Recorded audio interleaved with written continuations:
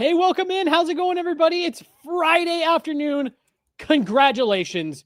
You made it to Friday. And guess what? You made it to an Avalanche game day. Yes. It's a prospect game day, but an Avalanche game day nonetheless. And that's going to be what we're unpacking here today and getting you ready for everything to look for tonight as the Avs prospect take on the Utah Mammoth prospects. I'm Jesse Montano. Going to be joined by Meghan Angley in just a minute. Got Ashley behind the glass today. It's going to make it a great Friday show. As you guys know, want to start by reminding you about our great friends over at RefiJet. Did you know that you could refinance your auto loan? Well, with RefiJet, you could save around $150 every month, all with just a soft credit pull and zero hassle. Lower payments, flexible terms, and maybe even some cash back right in your pocket from your car's equity.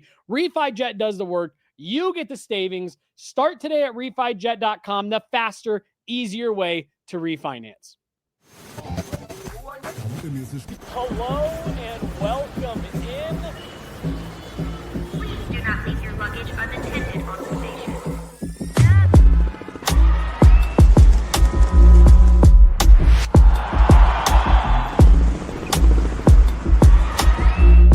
Welcome to the show. Hey, everybody. Welcome in. How's it going? I'm Jesse Montano. She is Meghan Angley on her wedding day. You guys actually don't know this, but I'm already married.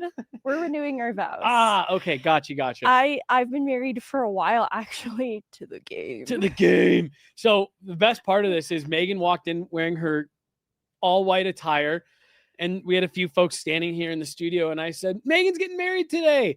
And someone fully believed me. They were like, oh my gosh, Congratulations. that's so amazing. Could you imagine the dedication level if you were getting married today and you're like, I got to go in. I got a 1:30 pod. I can't. Well, and also, I'm getting married at the rookie tournament. Like during intermission on the ice, we'll get Zamboni'd to the center.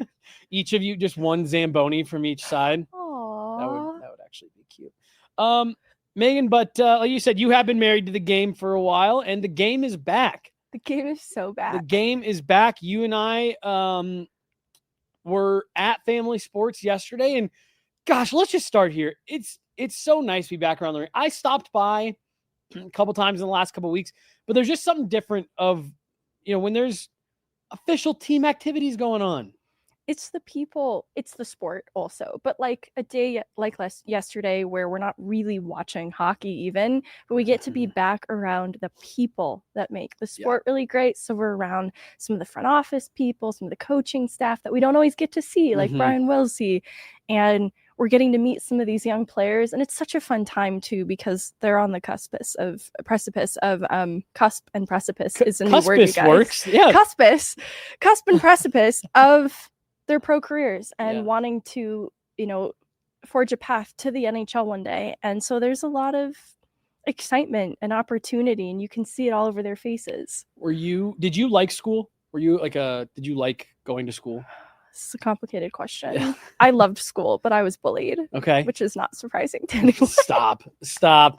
But no, like where I was going with that is, and it's one of those things that no one ever tells you this about being an adult, but like you get to a point, you graduate high school and you kind of lose that, first day of school, get to see all my friends and all my classes and teachers and all that stuff. And like that to me, this like working in sports and getting the first day back at training camp after the off season, that is the closest thing in adult life that you will get to first day back at school, getting your syllabus, going to all your classes, seeing all your friends again, getting back in your friend, like we're in the media room yesterday. And as people, media members are walking in, it's like, hey, how was your summer? It's so good to see you. Going to the locker room. Chris McFarland walks in. Hey, how are you? It's so good to see you. And it's just, it's got that fun energy that you used to get in elementary, middle school, high school.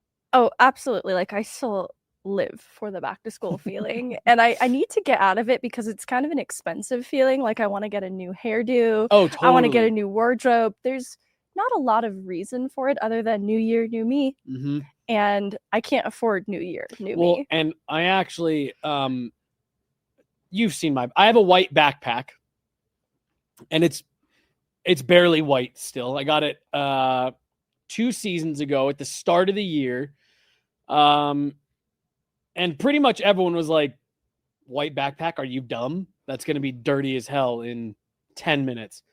And actually Paul, videographer for the Avs, came up to me last year. He's like, that backpack's held up pretty well. And I spun around. He goes, oh, no, it hasn't. Uh-oh. And so I told everyone right at the end of last year, I was like, all right, I'm going to get a new backpack for the start of next season. So, hey, it's not up to me sometimes, sometimes just the people demand you get a new bag.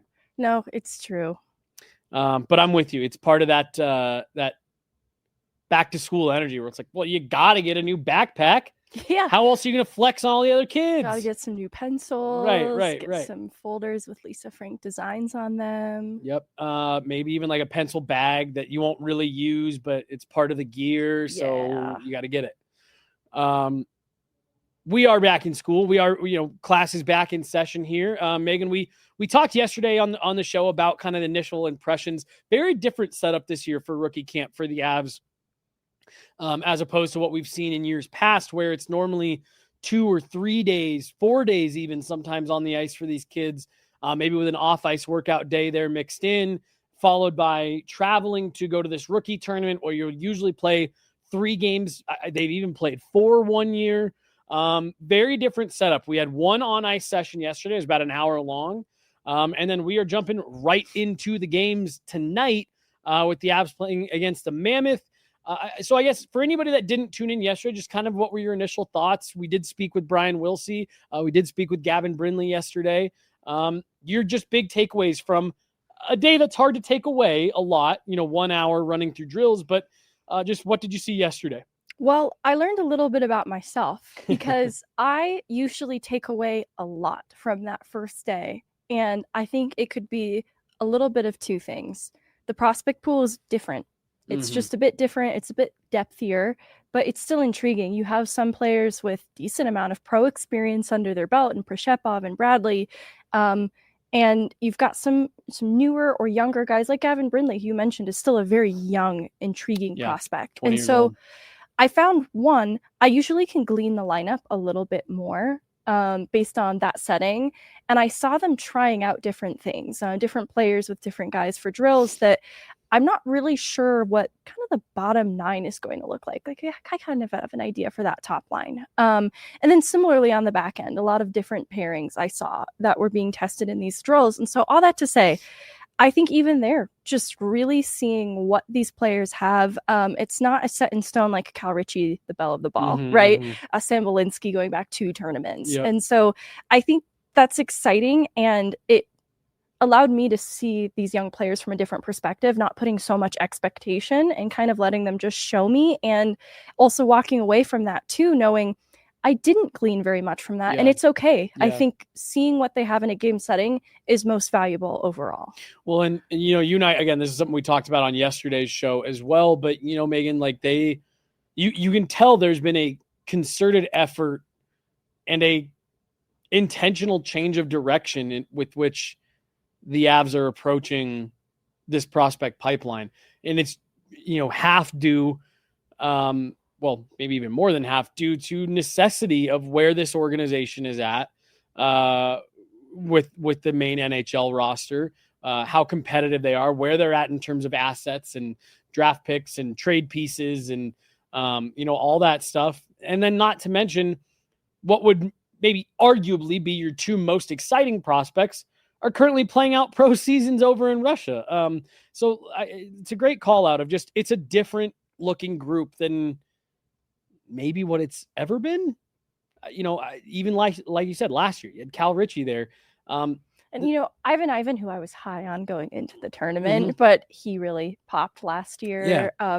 So I think too, what's good about this is there's players like Max Curran, who we'll talk about, that I think haven't necessarily popped for me yet, but everything that I'm seeing that he's doing, in junior hockey right now is very encouraging. And so I just want to see the growth too. So that's what I love about some of the continuity too, or a player like Sage Weinstein. It's whatever you want it to be, Megan. And so now I'm never going to get it right. Who said Weinstein? Wilsey. Yeah. I mean, not that last names are determined based on how they sound. Weinstein sounds right. Weinstein sounds like, what are you, Dr. Seuss? Okay, but I think that is how it's pronounced because I think that's what he has said. Sage, So, who are you, Dr. Seuss? Come on. so that's why I'm just going to refer to him by his first name. Sage wasn't able to play last tournament because of an injury. And so I think this is another, but has still a good, when he does return to health, another good junior season. So I'm excited to see then kind of not so different from the room that Sean Barons is in, that kind of hunger then, like, all right, I wasn't able to play, in Sean Barons' case, he wasn't able to play it at all this last year, but he had an intriguing tournament and then an intriguing camp. So anyways, lots of storylines, still very excited to dig a little bit more into this group, especially that D-core. I'm really excited about it. And so what are you excited about with it? Because I know there's folks out there who are going to hear you say that and go, well, Megan, there's not a lot of exciting NHL hopefuls on there. And while you can maybe disagree to an extent, what is it that has you excited about this group? Because like we said, this prospect pipeline is in a different spot than it has been, in years past. And I think it's maybe marching forward with a little bit of a different goal than what it has in the past. And it's something that you and I talked about yesterday of, I feel like they're trying to get guys ready to play in the NHL in depth roles while also maintaining real competitiveness for themselves at the AHL level. Like we saw last year, that was a team that I think you and I both felt had the ability to go deep and contend for a Calder Cup championship. Yeah, I think it's the story of Ivan. This player, undrafted, earns a rookie camp invite, impresses, earns an AHL contract, impresses even more, turns that into an NHL contract. Now he's a bona fide prospect that got a decent amount of games last year. And I think then looking at this tournament, there's players like Connor Kelly, a 6'2" defenseman out of Providence College, gets in a couple games with the Eagles last year. He's only on an AHL contract right now, but so was Ivan once upon a time. So I'm looking at the tournament differently too, that these might not be blue chip prospects for the Avs, but that can change in a matter of a season depending on the growth that they show. And because Kelly's 23, Hank Kemp acquired from that trade last year, 23 years old, they're young for defensemen, but they're not just so young that they're coming straight from the draft, like Prishepov, who also was going to be an overager. Like, there's an interesting future where these players could grow into these depth roles that we're talking about. So we're really future projecting here too. Like, I'm not penciling very many of these guys into an NHL lineup this season, but the hope is that that's what they're building towards, and they're going to be ready-made to fit into the Avs system one day. And like you mentioned earlier, I think the Avs are intentionally picking these players with that in mind. So it's not necessarily the one-dimensional things like we talked about yesterday or the high skill that's going to blow your minds in a rookie tournament. I don't know that these guys are going to blow your minds in a rookie tournament with offense, that just pops. They're not going to be the offensive juggernauts necessarily, but they might have just what they need to fit into an Avs lineup one day in a depth role. Well, and so two things here. One, Megan, I made the argument on this show several times last season that maybe the Avs prospect pipeline is getting a tougher rap than it deserves. They played 50 guys last year. Not, all told, 50 players used for the Avs last year. You got to have some prospect depth to have that many players, 20-something players, 19-something players that can jump into an NHL lineup and at least contribute to some extent. Like you said, these aren't necessarily blue chip prospects, but these are prospects that are, kind of taking aim at a different goal here, if that makes sense a little bit. And then two, I always find it, it's just funny because, like I said, in years past, we usually spend a week watching these guys, right? Young kids, prospects, guys who were just drafted, whatever, going through all their work, and then the rookie tournament, and then you see the vets get on the ice, and there's usually this huge gap. I wonder if the gap, it's still going to be, big between minor league guys and NHL guys, but I wonder if this year we'll see a smaller gap between the guys playing in the rookie tournament and when main camp opens, if that makes sense. We're like, I'm almost wondering if this group that we're going to see here starting tonight, like you said, no one's going to pop off the ice, but they should look a little bit more polished, a little bit more mature, a little bit more like an AHL team like we've seen the LA Kings do in the past of this tournament, where they'll basically just bring their American League team and they kind of kick all the other teams around because there's a lot more, CHL and unsigned prospects and things like that. I wonder if that's a little bit more of the look we're going to see for the Avs prospects this weekend. And I think what's interesting too is evaluating their defensive prowess, because they're going to be containing some high-end prospects on the Utah Vegas side. And so again, I also don't want to undersell the possibility for offense from players like Nikita Proshepov, who I think especially by the end of this season with the Eagles was showing some really intriguing vision below the goal line and setting up some plays that helped them to advance past the San Jose Barracuda series. I allude to it, but it was a really strong performance from him. And it took a combination of, puck skill and a little bit of physicality to win back pucks on behalf of Proshepov that can absolutely shine through in this setting and result in goals. Christian Humphreys is a player that is a little bit of a showboat in a fun way that I expect some fun types of offense from him. So that can still exist in this tournament, but they'll, as a team, be tested defensively in how they contain some of these high-end prospects that they're playing opposite of. And so that's going to be, too, a necessity if they do have a future in an Avalanche lineup. You talk about Jared Bednar guys. That's going to be a huge part of their game that they absolutely must have. So I think that's going to be the other thing too, is just seeing the commitment level, willingness, and how naturally some of these reads get made defensively for a player like Alex Gagne. Because that's my concern with a player straight from college, is I think defensively, that could be the toughest part of the transition, especially since he's already a big guy. I think the physicality playing, against men won't be as challenging for him. And the pace really, I think, the issue with pace boils down to making good defensive reads. And so I think even Sean Behrens, who is so smart, had to get adjusted to this. And Wilsey has talked about with Behrens, it's, with an undersized player, it's about different paths to defending because physicality might not be the way that you defend a play. That will be true, though, to a player like Alex Gagne. And so I just want to see how the mental, like the IQ side of the game holds up for some of these young players, because that can be the toughest thing in that transition from the level they're coming from to the pro level. Yeah. And I've talked about it in years past, right? I really like this tournament as a nice, like, kind of intermediate step, between what you're talking about, getting up to that pro level pace and speed and all that. I was going to hone in on Alex Gagne, but I want to wait and circle back to the end when we kind of get into more, who are you specifics? Because I want to go back to Gavin Brindley. I want to qualify something I said yesterday, and I want to, what's the word I'm looking for? I want to amend what I said about Jack Drury. I'll elaborate. Okay. Yeah. We'll circle back to that. But Megan, these are games that you aren't worried really about results. What the final score of this game is. These are straight evaluation games. Obviously, the players out there would like to win.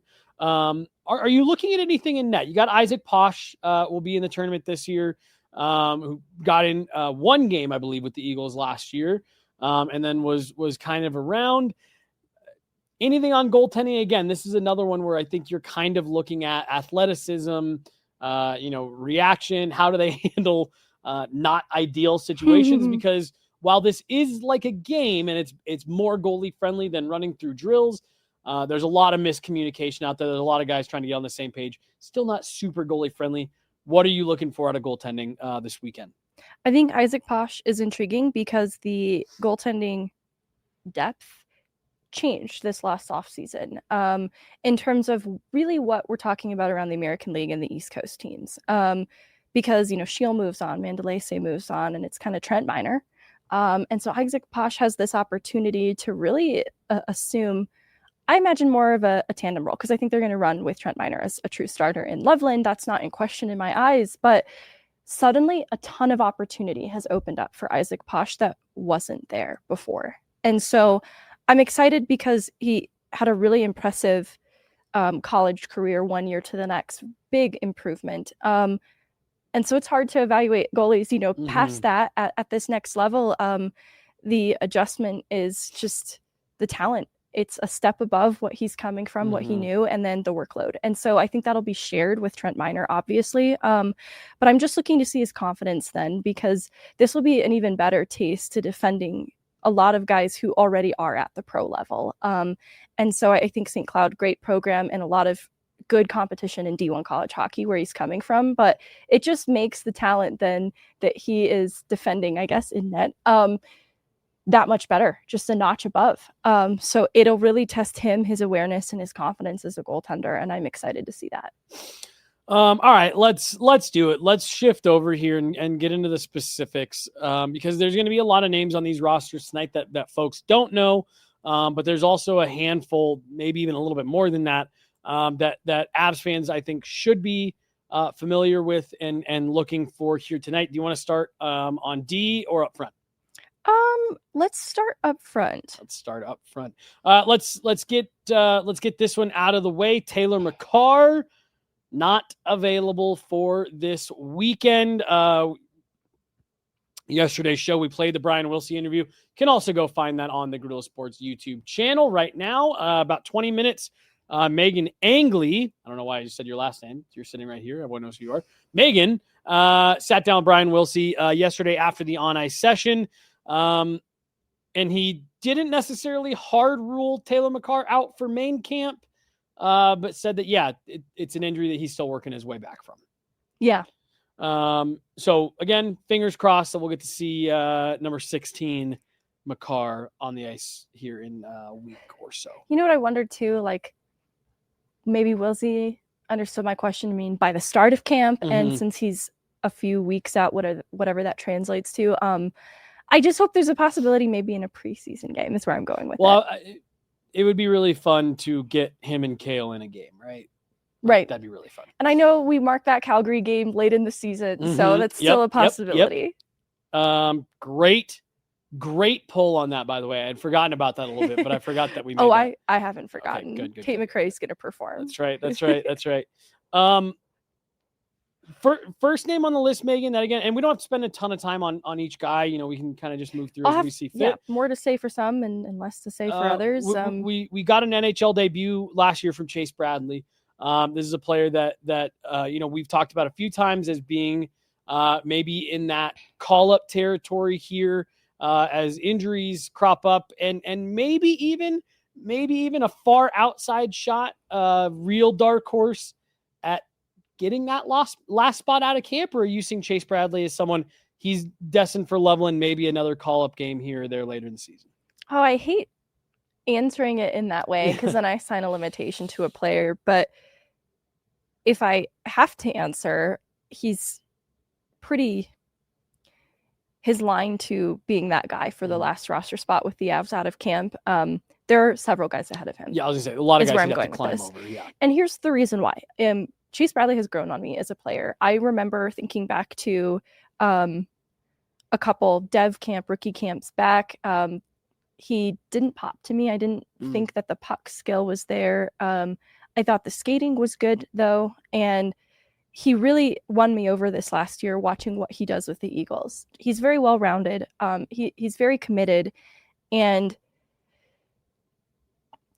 kind of like the jack of all trades but master of none thing that you described yesterday. I just don't know that there's a thing that has stood out to me yet in his game that separates him from the rest of this forward group the way that other players might have this other thing in their toolkit. He's a player that the Eagles can utilize on both special teams. So I think that in terms of what he is at this level, we're still discovering it. He's still carving that out for himself. Like the way that he plays, it has a lot of polish, and that's what ultimately won me over this last year watching him. And so he was a really trusted player in the playoffs for the Eagles. So in some ways that could be a comfort to a coach like Jared Bednar, just because you're going to get a pretty consistent performance out of Chase Bradley. But he's probably not going to be a difference maker from you. You're probably not going to end up surprised. Yeah. And I'm gonna go here in numerical order. So Chase Bradley will be wearing number 38 tonight. For those of you watching, number 54, Gavin Brindley. So we spoke with him yesterday. Also go check that interview out. We've got it over on the Guerrilla Sports X, about 10 minutes long, and it was played in yesterday's pod as well. He's going to be easy to spot out there. He's going to be the smallest guy on the ice. Whoa. But I mean, is he not? Yeah. I feel like there are other things. Well, I just mean like, smallest guy on the rink. But what I was about to say was probably also going to be one of the fastest guys on the rink. And I think he's going to play in a way that's going to make him noticeable. I talked a little bit yesterday that Meghan for the first 20 minutes of on ice yesterday, I mentioned to you, I said, he's reminding me a little bit of TJ Tynan, really active, but not doing much. And I felt like that changed a lot as the practice went on. This is a guy I'm looking to be involved tonight. Absolutely. And so I wanted to revisit the play driver conversation because I'm thinking in terms of what he has to do to be an NHL player and what that looks like. And so his calling card in the NHL probably isn't going to be play driver because it's probably going to be more of a special utility player. Like ideally he'll get some PK experience under his belt in the same way that we look at Logan O'Connor's production year by year. And it doesn't necessarily pop off the page, but he does these other things so well. And so I want to qualify that when I say I don't expect him to be a play driver, I don't mean that he should not drive play. And so I was thinking of offense as something that, there's a different vehicle for different types of play drivers, right? Like there's going to be a play driver who's more like a Maserati, and there's going to be a play driver who's more like a Toyota RAV4. And Gavin Brindley, I want him to be a play driver in the sense that he's a Toyota RAV4. Because I even talked about Jack Drury, like he's not necessarily a play driver. And I want to amend that because it's not that he doesn't ever drive play. He's opportunistic. And I think about the way in which he set up the Charlie Coyle goal in the Dallas series and how that is still a level of offense in Jack Drury that I can expect and want and look for out of Gavin Brindley, especially keying in on what he did in college offensively, setting up and working alongside really high skill players. And so there is an offensive instinct in his game that I fear I undersold yesterday that I want to, especially now talking about what we're looking for in this tournament. I do want to see a little bit more of that offensive game pop here because he did struggle to get it to translate from the NCAA level to the pro level. And so that's the room that we're in, is wanting to see if he can sort of lean into that a little bit more. And so maybe it doesn't pop off the page in the same way that Nikita Prishepov has been able to find some offense so quickly into his pro career, but it should still be a part of his game. And so the other thing I wanted to qualify is offensively, I really want to see him driving possession, because when I think about what an ideal fourth line does for the Colorado Avalanche is they're extending possession by staying above pucks, winning battles, and that still serves a purpose even if it doesn't result in a goal. And so when I think about what I want to see Gavin Brindley do now and ultimately, in an Avalanche role one day, that's what I'm thinking of. It's very much what an Arturi Lehkonen and a Logan O'Connor does very well, just to extend the possession. And so that tires out teams and makes for better ice for the line coming on after. And so that's where I see Gavin Brindley. Well, and so I apologize. I'm going to go back to the very beginning of what you were saying when you were talking about the Maserati versus the Toyota RAV4. One of the names I was going to draw the parallel to there is I was actually going to say, like, I think that's a great way to describe a guy like Logan O'Connor.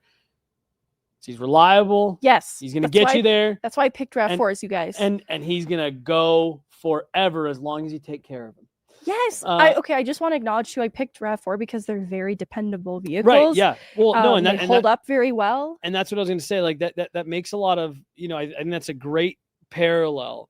And then what you were just saying there at the end, I'm amending my answer a little bit, and I'm applying it to everyone that we're going to see here this weekend, because again, like what we said off the very top, you're really talking about, okay, can these guys at some point be trusted to be a call up and be a bottom six guy and get in and do those kind of, blue collar, put in those blue collar type shifts. And so, what you were calling out there at the very end, like how can Gavin Brindley, and again, everybody, get involved on the forecheck? How can he make life difficult for teams trying to break the puck out? As an undersized player. Right. How can he forecheck and then get back in the play and be disruptive, to a guy hitting the zone late, coming through the neutral zone? Can he get a stick in lanes? And again, you don't have to go out there and be Val Nichushkin, but can he start to show those habits, like you said, Arturi Lehkonen and Logan O'Connor? Because and Gavin Brindley in particular, maybe more than anyone else that we'll see this weekend, I think has a real shot at finding himself in the bottom 6 of this roster early in the season. And those are the habits that he's going to have to display for Jared Bednar to feel comfortable running him in that lineup. Yeah, I think, no player can be a black hole of offense. And so I think we can underestimate at times too, like the skill difference from one level to the next. And so he did play with really high caliber players at Michigan. I want to see that offensive instinct at this level. It just might not be the calling card in his game, but he still needs to be able to keep up with it. And like a Jack Drury, be opportunistic and seize moments when there is opportunity. Like I think back to Jack Drury's arrival here, setting up Netches for some rush chances. And so I think Gavin Brindley has the instinct to be able to do that. And then like an Arturi Lehkonen, who I think is a great call out the more I think about it, because Lehkonen isn't the biggest player, but he can still be disruptive. And he can still win back pucks. And he also utilizes his vision to create opportunities for his teammates and find seams and drive to the net and just be a problem and getting in a goaltender's eyes, because as a smaller player, it's a dangerous area to go, but you have to be fearless. Well, and again, we talked about this yesterday, but what you just said right there, like that's something else I'm going to be looking for. I know you're probably sick of me calling out that Gavin Brindley's undersized, but like we talked about it yesterday on the show, not to take a side swipe at a guy like Jean-Luc Foudy, excellent skater, great skill, would not get to the middle of the ice, turned into too much of a perimeter player. Just that can sometimes be the worry with undersized guys who are good skaters, who are skilled, who have kind of been able to lean on that skill for a lot of their career, is they kind of just start playing around the perimeter outside the dots. Looking for the perfect opportunity. Right. I'm going to burn this guy, and that's going to create this clean lane to the net. I'm going to get the perfect shot up. And again, from what I saw in the hour that we got to see them on the ice, I don't think that that's Gavin Brindley's game. But as the intensity ramps up a bit here, you called out yesterday, like the offense didn't fully translate. He dealt with injury, so that definitely disrupts it. But the offense didn't fully translate to the pro game last year. I want to see him attacking the middle of the ice, and fearless is a great word. I want to see him not playing scared and staying along the wall. Get to the middle of the ice. Jared Bednar talks about it all the time. You put in the work and you get yourself in the right areas, and you are going to be shocked at how often you're going to find yourself in a position where your skill is going to shine through because you took the first 3 steps correctly. Let's move on here. Gavin Brindley will be wearing number 54 tonight for the Colorado Avalanche. Maros Zhidlika. I was actually initially going to skip over him, but I know this is a guy that you like. Yeah, and it's because of a rookie tournament. 2 seasons back now. He has dealt with injury, and it's always seemed to come or lingered from either like the summer or into camp. And basically what I mean is this time of year has been tough for Zhidlika, like the last 2 years. So I really want to see a clean slate for him. He's in an actually very similar position as Behrens, though he did get in some games with the Eagles last year. I just don't think he built enough consistency and momentum. And what I appreciate about the Eagles' position with forward depth is they are in a place where they can have Taylor McCarr as a healthy scratch some nights, Cooper Gay is a healthy scratch some nights, and those are prospects I really like. But unfortunately, that just ramps up the competition for Zhidlika then to make a case for getting in regular games as a full-time pro with the Eagles. And so that's kind of the task at hand. Now, I don't want to undersell what I saw him tease in a rookie tournament 2 back with Ivan. I thought that they fed off of each other really well. And I think Zhidlika, his size stood out to me yesterday. He is bigger than I remembered him being. And so not maybe as much of a force on the ice the way that I think of Cooper Gay. And because he's dealt with some injury, what I really want to see is a player who isn't playing scared. Because the size can really be an advantage to him and can be what helps him to separate from some of these smaller forwards in this group, like Riley Connors and Gavin Brindley. And so it's going to be really important then for Zhidlika to kind of tap into what brought him success. Going back to the Vegas tournament with Ivan, I thought he really popped there, and it was because of his confidence. Maros Zhidlika standing at 6'2". Want to see him throw that size around. He'll be in sweater number 55 tonight. I always love these race car numbers that we get at rookie tournament, all the unassigned numbers. Next is a guy you just mentioned, and Megan, we got to talk to him a few times in the end of last year, and I really liked him in addition to what he was doing on the ice. And then same thing yesterday. Liked his on-ice session, and then he was great to chat with after, and it's Cooper Gay, who got a small bit of runway with the Eagles at the end of last year, coming off his college season, and said that even that right there helped him feel more confident coming into this week, feeling like, hey, I know what I'm doing out here. I'm familiar with the pro game. He is a guy, Megan, that I want to see pop, in the sense of I want him to look a step ahead of some of these guys out here. Yeah, and I know it seems maybe a bit unfair, but he is a little older and has, because he played out his college career, I think he just comes more pro ready than some of the other players. I alluded to that with Brian Wilsey, and then Wilsey talked about some of his conditioning, and I think that hearing Cooper Gay also talk about that being an emphasis this summer, how he takes care of himself, one, just ready-made Avalanche organization player. There's building blocks to getting Cooper Gay to, he would be more of a dark horse candidate in my eyes for an opening night forward roster spot. Now, there are some guys with a little more experience ahead of him, but what I like is how he seamlessly fit into the AHL level. And I've seen very limited of him at that level, but he was able to strip a high-end San Jose prospect of the puck and get a goal in his debut. And it was the result of hard work, and that never wavered. That wasn't isolated to just that shift. It was every shift that he was on the ice. He understood too that the role he played in college is different from the role he'll have crack at the HL level. He's going to have limited minutes, limited opportunity, and he's up against better competition, and that didn't seem to throw him off at all.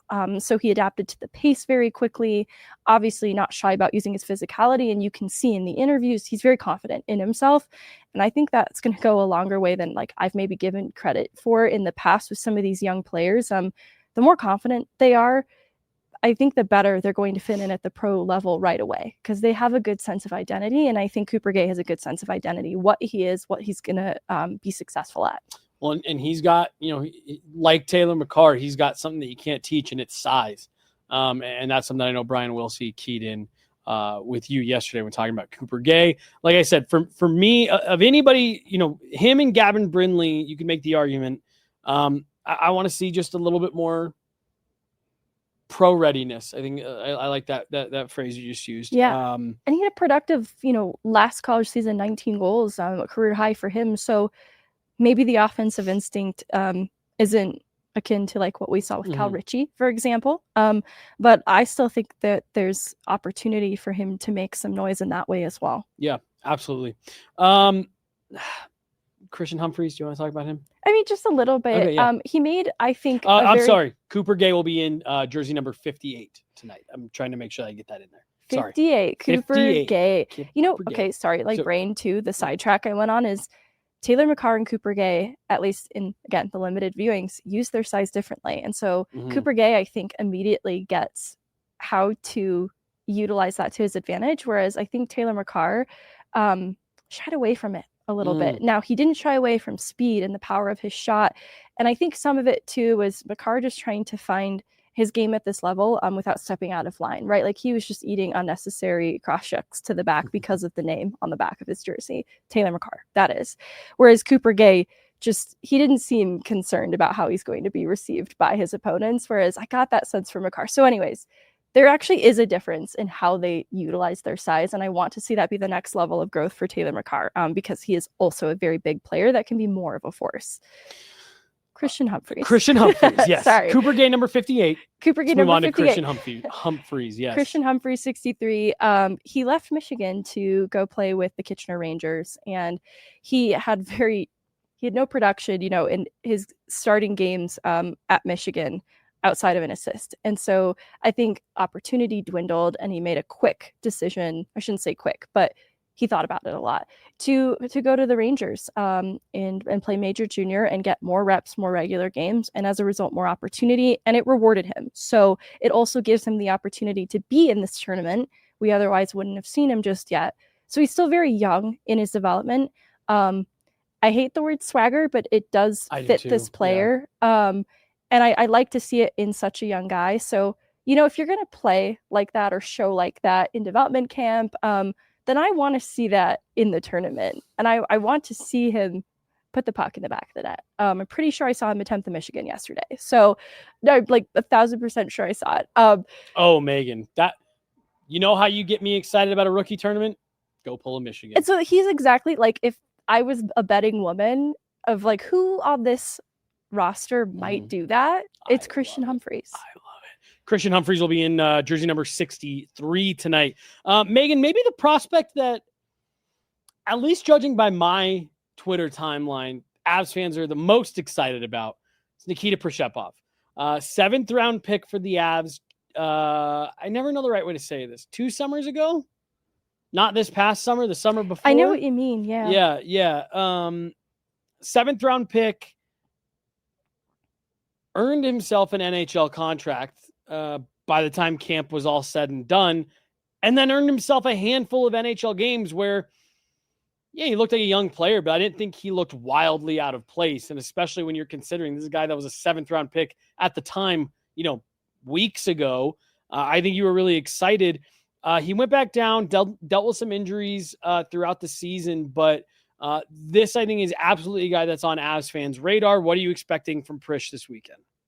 Well, I'm excited to see him play down the middle. That's where we saw him going back a tournament, and I really like him. I thought he was a bit raw the first time I ever saw him, but not necessarily in a bad way. Like, the raw tools were there. Mm-hmm. I just didn't see him being that close to being NHL ready and plugging into a lineup. And what I like about that is, 1, I was wrong. And 2, the ways in which I was wrong. And I think that's actually a credit to Prishepov more than anything, that when given a challenge, he embraces it. Mm-hmm. And so kind of being thrown into NHL games so soon as a late round pick was a bit unexpected, but he didn't miss a beat. And, he wasn't fully ready, obviously, to assume a full-time NHL role, but that built up his confidence, I think, in a very big way to go back to the Eagles and put the work in. And I kind of talked about this yesterday, but seeing the path that Ivan has taken, I think, is very encouraging for Prishepov to also be able to see that and see the opportunity that can exist for him if he continues to work hard. And so I think that's, I could see, now that I think about it, like in the way we talk about how Val Nichushkin puts the work in the gym after games, I think that there's like a baby Val Nichushkin in the way that Nikita Prishepov has really embraced doing everything that he can to give himself an advantage. And he's been very committed to, getting acclimated to North American hockey, having played in the Q before this, a really productive player there too. And so I think a little more easily for him, his offensive instinct has translated. And some of that has been because he's been given opportunity, because he earns trust very quickly, not just with Jared Bednar, but with the Eagles as well. So I think seeing what he did in that Barracuda series I keep alluding to was a key reason that they advanced. He was the one that kind of made me tip over into that, what I was saying earlier of, I think this Avs prospect pipeline gets slept on a little bit in the, in the sense that, like, you pointed out, there are not really any blue chip prospects there right now. But I think there's a lot of guys, and Prishepov, like I said, was maybe the one that tipped me over to this wave, thinking that there's a lot of guys that can play in the NHL and be useful to the Colorado Avalanche. And Prishepov is maybe at the top of that list for me right now.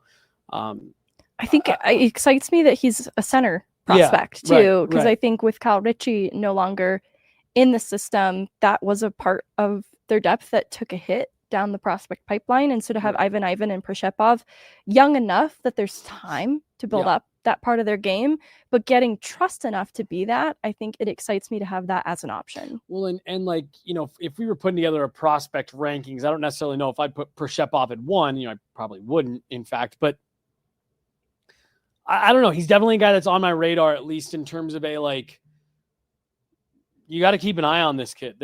There could be a pop here that maybe the Avs, hit on one late. And, I'm not saying blue chip, top 6 type guy, but I think there's an outside shot here that Nikita Prishepov could develop into a bottom 6 player that could be very useful for the Avs for multiple seasons. And I think he's someone definitely worth keeping an eye on. He's highly engaged, which I know with other prospects, that's sometimes been the concern. They're too quiet, right? Jared Bednar wants loud players. I don't think Prishepov came to the Avs an extremely loud player, but by the end of this last year, you could see he made conscious adjustments to be a little more loud on the ice, especially up with the Eagles. And so that is where you saw him on the forecheck, winning pucks and creating offensive opportunities, using sheer force and physicality. And he absolutely has to be doing that, but it's great that he took that step forward. Yeah, absolutely. All right, Nikita Prishepov will be wearing the same number you saw him wearing with the Avs last year, number 85. Megan, let's slide on over to the defense. I know there's a handful more players that we could get into on the forward side, but we'll do a hit after the game tonight. We'll key on any guys. Yeah, who's this year's Ivan? Right, exactly. And then we'll get a practice tomorrow morning, and we'll do a hit from there as well. And again, see if there's anybody else that we need to call into the spotlight. But those were the 4 or 5 guys that I saw up front that I said I think everyone needs to be keeping an eye on. I feel bad we didn't even mention Max Curran, and I teased him in my tweet. Honestly, he's just a player that I think, when you talk about guys who appear more mature in their game, I think that was a player that I thought observationally last year could stand to mature more in his game. Not because he was being reckless or irresponsible. I just didn't think he had the same confidence level as some of the other players. And so this last year in the WHL, he, I think, was playing more like a second line wing role. And so I'm not sure where he stands in terms of being a center prospect quite the same way as before. Huge size, though.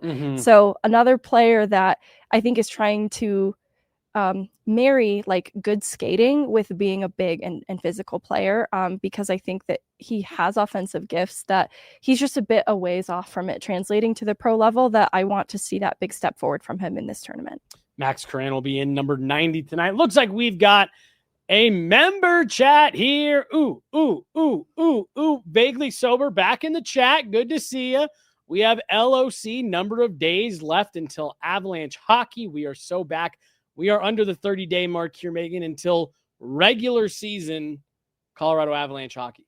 I'm so excited. We were talking about this yesterday, how camp opens next week, you guys. Like, main camp is open. Main camp is it's real. It's happening. And that is a little crazy to me. And we'll go from talking about, hey, here's guys that you should be aware of, to these are all guys that everybody knows. I know this isn't everyone's cup of tea. Like, these are players that we're realistically talking about a couple years out from now. But it's still fun. Well, and again, like I'm trying to key in on the guys that I see are some of those more immediate return guys here. And let's do that here on the back end. And we'll start with Sean Behrens. This was a player, Megan, for me last year. I mean, he came right down to the end. He was one of the last cuts out of main camp. And I really did. I said, man, we're going to get a Sean Behrens look this year and put this kid on your radar. Of course, there was a lot, we had talked about potentially being a trade chip, but I was, after his camp, I said, gosh, if they choose not to trade him, that you have a prospect on your hands there. Gets injured at Eagles camp, misses the entire year. I'm excited to see him tonight in a game situation. We talked to him yesterday, and you had a great interview with him, and I just interjected to ask, just like, how much have you been looking forward towards this weekend? Just big smile on his face. Oh my gosh, I've been counting down and all that stuff. I think Sean Behrens is a legit prospect for them. He's a legit asset for them, and it was a huge blow for the organization last year that he had to sit out the entire year. Yeah, because he's only 22, like still very much a young player. So the need for Sean Behrens to be NHL ready right now doesn't make a ton of sense. But what I was so encouraged by out of last camp was how close to ready he looked. Yeah. He doesn't get enough credit, in my opinion, for being such a high IQ defenseman. And so he just makes smart reads, and he doesn't allow the fact that he's undersized, one, to let him get bullied around. I think that he's much stronger in his skates than he gets credit for, which is why his injury history is a bit unfortunate. It's different, it's varied, and I think it's a little bit fluky. And so I really want to turn the page on the injury chapter with Sean Behrens, because I think there's a really smart defensive defenseman in this player that also can quarterback a power play and was offensively gifted in a great program at DU. They leaned on him a lot, right? Power play, and then just top pairing defenseman, eating up big minutes. But it was what he does defensively that I don't think gets enough credit, and why I think in that World Juniors tournament, he went from a third pair role to playing with Luke Hughes. And it's because Luke Hughes so offensively gifted, right? Like it balanced, it stabilized that pairing. And so I think in Sean Behrens, you have a player who also penalty killed in college. He can kill penalties. He's a left-handed defenseman, and he also moves the puck and gets up ice really, really well. The Avs might have a need for that, at least at the start of the year. Well, and Megan, I was gonna say, he's a lefty. Shout out to our guy Brennan Vogt, who's out at Family Sports this morning, and said that Sam Girard was out skating with the injured guys, and Megan, you and I kind of gossiped, walked up to each other and whispered, Sam Girard doesn't have a stall in this locker room. Now we understand why. Yeah, obviously don't have more information around what might be troubling him right now, but I think it's a reasonable expectation that he might not be available straight away, as when camp opens next week. Avs locker room got remodeled. Cut the lights. We got a super chat. Behrens is also a lefty, and the Avs kind of need one, especially if Sam Girard isn't going to be ready to go. It actually seems like a perfect plug and play because of what Sam Girard does. Right. And Sean Behrens, not quite the same skater. He's not going to do a tornado, but still a very strong skater. Like, you're not going to get spinny moves, but you're going to get a really smart defensive player that can potentially help on the kill. I don't know if they'll feel comfortable with that.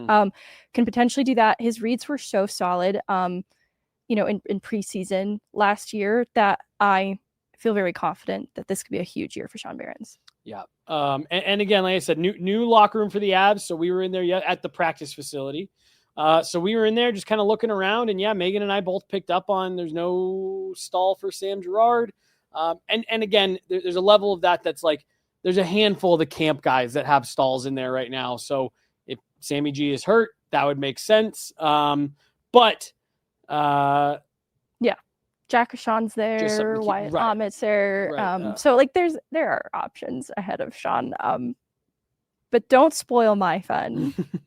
and again, lefty makes sense.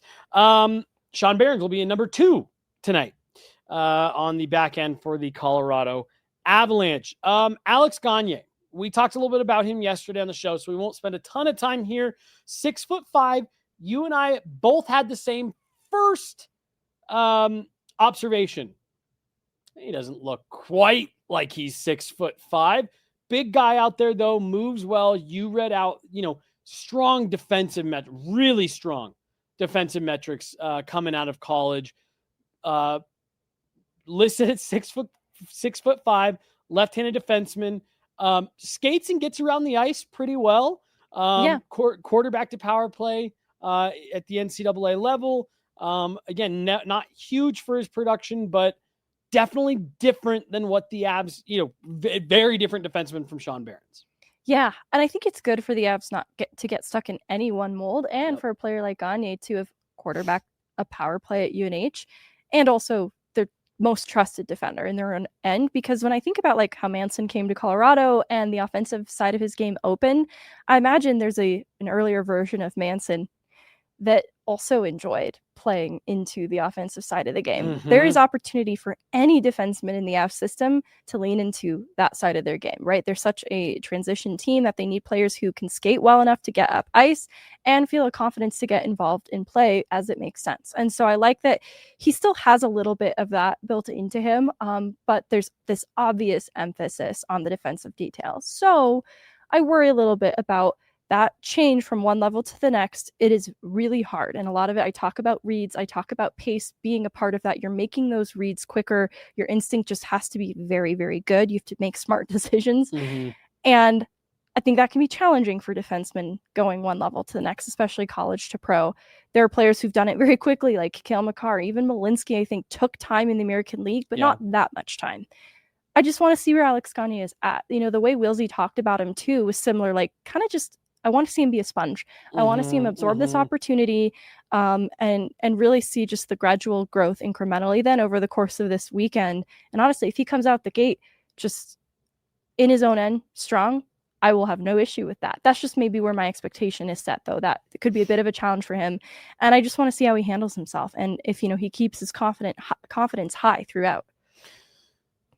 He's a player that I have mentioned Megan as, and I only say this because of the willingness the Avs have had before to kind of thrust college free agents into the fire a bit, and kind of I think it's a little bit of an evaluation process for what you were just talking about of like, let's see what this guy does.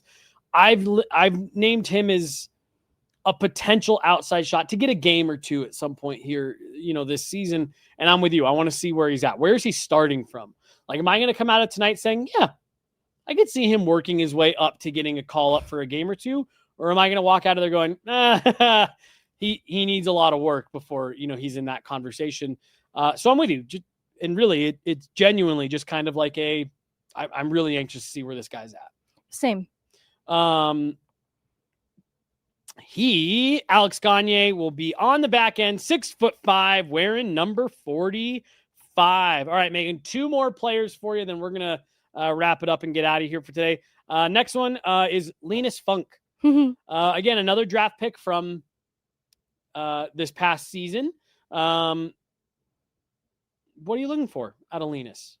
I'm excited to see him in game action because we got to see him at Dev Camp and I really liked some of what I saw. But I also was nervous, like he seemed a little fatigued and he might just have that kind of face.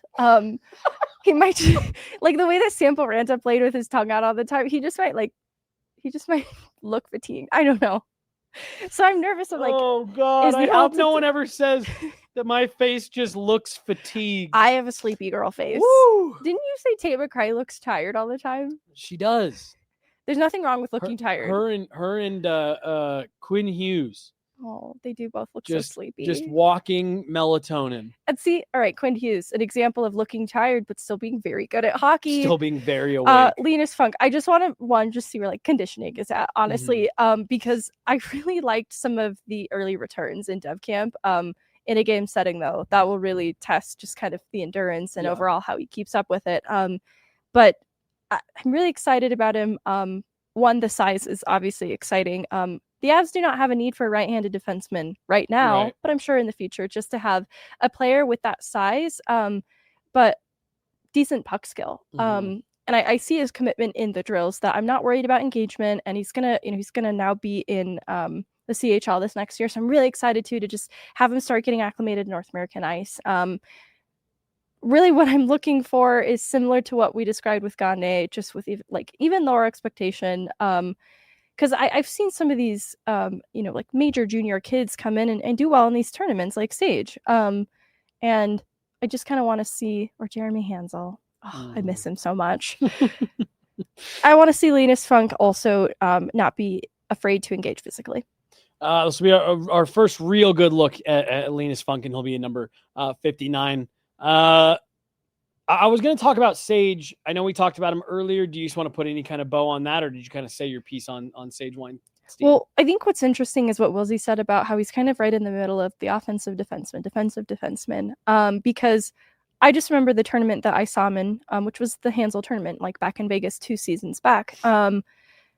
He has great vision from the blue line, and so I kind of pegged him as an offensive defenseman, just having seen him in that setting. So one, I want more information, I guess, to see then how he handles himself in his own end and just the defensive reads, because he is kind of in that he's 6'1", but like I don't think he looks 6'1" on the ice, right? I want to see that not even cross my mind, basically. And since he is kind of among some of the guys here, like you have some guys with some pro experience, but then you have Linus Funk and Alex Gagne, and so I just kind of want to see him separate from some of those younger guys. Because this is now his second tournament he gets to play in, and he earned an NHL contract. Now he's officially a part of the Avs prospect pipeline. So I just kind of want to see what it is that they're seeing in his 200-foot game that they really like. Sage will be out there buzzing around in number 80. Love how we're just calling him Sage now. Well, I was going to say, yeah, I'm saving myself. One more player, Megan, that I just wanted, and actually we're not even going to discuss it. I'm going to have everyone hear from Brian Wilson himself on a player who won't be in this tournament, but I think is very much in this, prospect that you need to be very well aware of because he has an excellent shot at being on the Avs opening night roster, and that is Zakhar Bardakov. You talked to Brian Wilson about him yesterday. And I know he's not in this tournament, but Bardakov is coming over from the KHL. What is your expectation in terms of NHL readiness? Yeah, it remains to be seen, I think, until you it's great that he was over here so early. I think that's always positive. Over here early, skating with the players, intermixing with the vets and getting used to the North American ice and the style and the plays and all of that. But, watching him like we did in the last couple of years, he skates so well. And that's, strong skating teams and quick transition and getting in on pucks. That's what we're known as. So that's a player that fits that mold. Who really knows? Hopefully he can step right in and be one of those impact players and use those assets that he has.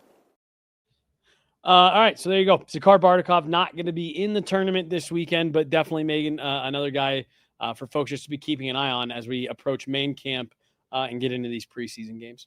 There are two things I liked about that. One, the guys who've been in town and skating with the Avalanche pros now for the last couple of weeks. Prashepov among them, Gavin Brindley among them, Bardakov another. So there's guys also not represented in this tournament who are vying for roster spots in players like Poland and Steinberg. And so I think that's what makes it tough too, where we're like dark horse, blah, blah, blah. And there's these horses in front of them with a little bit more experience under their belts. That makes it tough, but exciting, right? That just should motivate every single one of these players in this tournament. And then the other part of it with Bardakov is it remains to be seen. It is such a question mark to see what a player who's a center in the KHL comes over and what does that look like at the NHL level. What I like though is Bardakov's game is, in playing kind of like a middle six, second line role coming from the KHL, he still does blue collar things. And so I actually think that I have a hope that he's more close to NHL ready than maybe we've seen other prospects coming over from the KHL. I think that he's another highly engaged player that will probably fit in pretty well. I just don't know. We talked about this with our projection for opening night lineups. I don't know if he'll be a center out the gate, but at least it's an option. At least it's an option. Vaguely just dropped this in the chat, and I just did a little bit of searching, and our own Evan Rowell was on it a couple days ago. More than one team has reached out to Eric Johnson with a PTO offer. Doesn't sound like any decisions have been made yet. But there has been interest in EJ, who is highly respected around the league. Thank you for that shout out in the chat there, Vaguely, so we could draw a little bit of attention to that. Megan, final thoughts for today, and we're getting out of here. No, I think we'll be talking so much more after the game. Like, I'm so sad we're not doing a post-game show, but I'll survive, I promise. Yeah, we'll do a post-game hit for sure. So we'll definitely be bringing you guys some of our post-game thoughts. Hey, can we give some love to Ashley in the chat real quick? This is her first show that she cut today by herself. And look at that. Went off without a hitch. Absolutely love it. Looks incredible. And the Tiffany blue couches are lovely. It was a complete accident. I'm over here camouflaged in with our couch. It was a complete accident. Michael, what is going on? Always good to hear from you. Let's connect as we get a little bit closer to that game. I'd love to see you out in Utah, man. That'd be great to see you. That's going to do it. That is going to do it for today. We will be down at South Suburban Sports Complex for a game here. Still about 3.5 hours, almost 4 hours till the game gets going. But we're back. We're back, Megan. We are so back. Do you have confirmation of where we can watch it? What? I have not seen anything that is being streamed. Now, unfortunately, Megan, I know the last number of years, the Kings and the Ducks were the ones who were streaming it. Neither of those teams are participating this season. I know the Coyotes used to stream it as well. I'm going to reach out to a couple folks, see if there's a stream going on anywhere. Keep an eye on my Twitter. I'll put out any information that we do get. But I do worry a little bit, Megan, that this is not going to be broadcast anywhere. If that's the case, we'll do our best to try to get some clips and videos and stuff like that out there. We have someone in the chat, Graham, saying that it's going to be on hockey or on hockey. I don't know what on hockey is. I've never used that website, but that's what someone has in the chat here. So we'll see. I'm going to do some digging and I'll put out a tweet. I'm sure Megan will do the same if she hears anything. So just keep an eye on our. I'll just go live on Instagram, you guys. Yeah. All right. That's going to do it. She's Meghan Angley. I'm Jesse Montano. We got Ashley behind the glass running the board today. Big shout out to her. That's going to do it. Thanks so much, guys. We'll be back at it with more content tonight, tomorrow, Sunday, and we'll be right back here with the pod next Monday. But you made it, folks. You made it through the off season. We'll see you tonight. Have a good one, everybody. Bye. Bye. Enjoy your weekend.